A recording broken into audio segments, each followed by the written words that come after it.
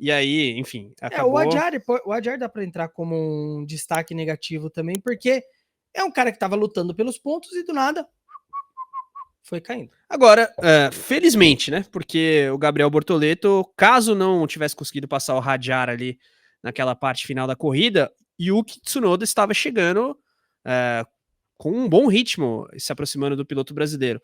Vamos focar agora no Gabriel, porque realmente é uma corrida em que ele fez exatamente o que ele tinha que fazer. Desde a largada, aliás. Se eu não me engano, ele ganha 3 posições já na largada, Ele parece vai de 13º. 16º para 13º. Que dizer aí da corrida do piloto brasileiro num fim de semana desafiador para ele uma vez mais. Uma pista nova, ele vinha de uma sequência europeia muito boa, a gente analisou o head-to-head de classificação dele com o Hülkenberg aí no programa de ontem, o Q4, agora P10 para o piloto do Brasil. Importante ele voltar a pontuar, até porque tem a corrida de casa pela frente e já vinha aquela falação da galera que gosta de ser hater de piloto brasileiro. Não tô dizendo que tem que torcer pelo piloto brasileiro, mas uma coisa você analisar de maneira, digamos, imparcial, distanciada. Outra coisa, criticar sem pé nem cabeça, distorcer os fatos. Volta a pontuar o Gabriel Bortoleto, depois de fim de semana, realmente o pior dele na Fórmula 1, que foi desse ano. Sim. E na Fórmula 1, por consequência, que foi fim de semana de Austin. E um fim de semana que era para ser já naturalmente muito desafiador, porque é um circuito novo, tem a questão da altitude e a própria altitude mexe com a aderência da pista. A gente viu os pilotos reclamando ao longo do fim de semana: não tem aderência na traseira, parece que eu tô pilotando no gelo. Então, para o Gabriel ter feito uma corrida muito acima do que a gente esperava, ele merece realmente os parabéns, porque, repito, ontem a gente não apostava no Gabriel na zona de pontos. Não apostava. Ponto. A gente falava assim, dá para fazer uma corrida legal, dá para ganhar umas posições, mas a gente falava disso. Agora, ele terminar em 10º, e quem sabe, se não fosse o safety car virtual, talvez poderia ter brigado pela 9ª posição. Então, assim, é um ótimo resultado para o Gabriel.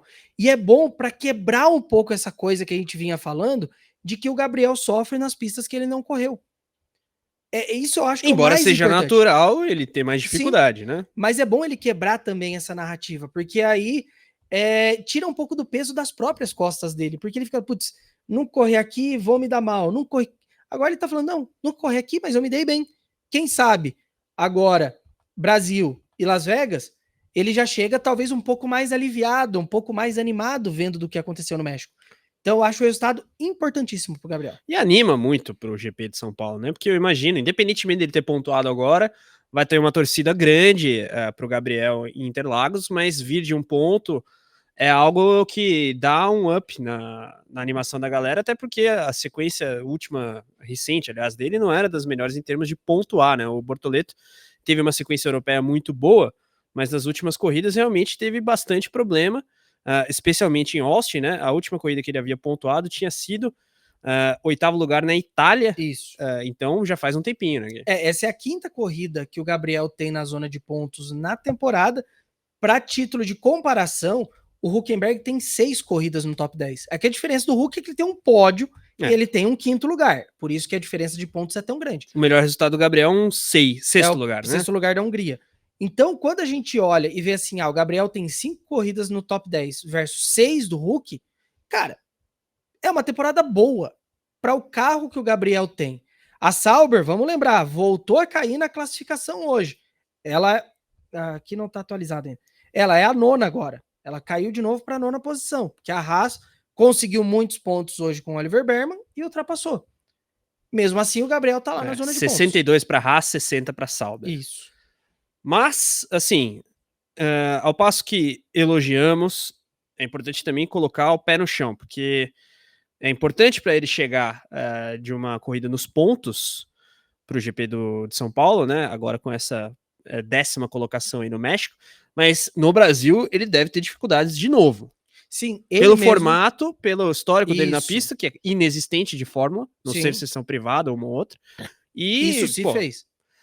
A Sauber tá num momento de estagnação na temporada. A gente sempre bate nessa tecla quando o assunto é Bortoleto aqui, já de algum tempo, desde aquela sequência positiva no início da pernada europeia ali, dada a atualização dividida em 3 da Sauber, aquele pacotão que gerou um carro realmente competitivo, que foi maximizado pelo Gabriel Bortoleto em termos de ritmo de classificação, não à toa ele emendou alguns Q3, conseguiu pontuar, Hülkenberg no pódio, depois até teve uma sequência ruim o Hulk, mas enfim, já se reabilitou, digamos, mas nas últimas etapas a gente tem visto a Sauber sofrer para ir para o Q2. Sim, a gente voltou um pouco no cenário do início do campeonato. Por quê?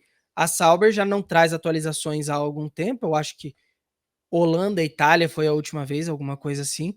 É um pouco similar ao que a gente está vendo com a McLaren, né? As equipes que estão ao redor da Sauber ainda trouxeram algumas coisas.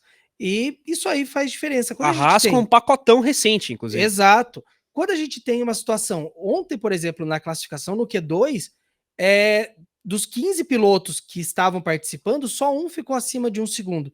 Então, quando a gente tem margens tão pequenas quanto essa, cara, qualquer coisinha faz muita diferença. Não à toa a gente tá vendo a Sauber sofrer nessas últimas corridas. Minha gente, queremos saber dos senhores, senhoras e senhoritas expectativa para Gabriel Bortoleto no GP de São Paulo de Fórmula 1. Enquanto isso, peço seu voto para piloto do dia no México. Temos aqui uma parcial favorável ao Oliver Berman, 75% depois de 330 votos, mas vou deixar aqui um tempo a mais. A galera comentou, provocada, aliás, pela enquete que a gente teve anteriormente, sobre o incidente do Hamilton que gerou punição de 10 segundos. Foi bem dividida a votação, acho que ficou 51 a 49. Então a gente vê que a galera realmente não chegou a uma opinião majoritária sobre a penalidade aplicada ao heptacampeão mundial.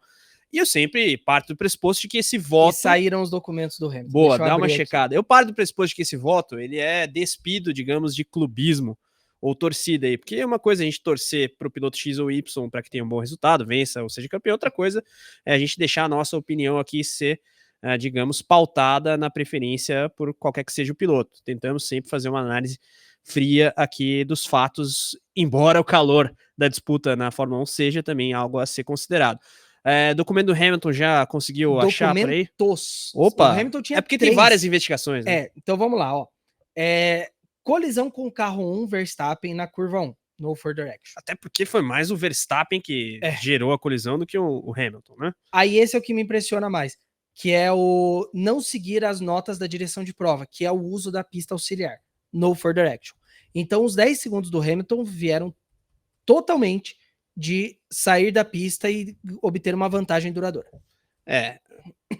Eu acho que, pelo aspecto que a gente já debateu de não, digamos, permitir que os pilotos se beneficiem do regulamento, aquele lance dos 5 segundos que eles abrem vantagem maior que isso na pista, eu acho que tá ok.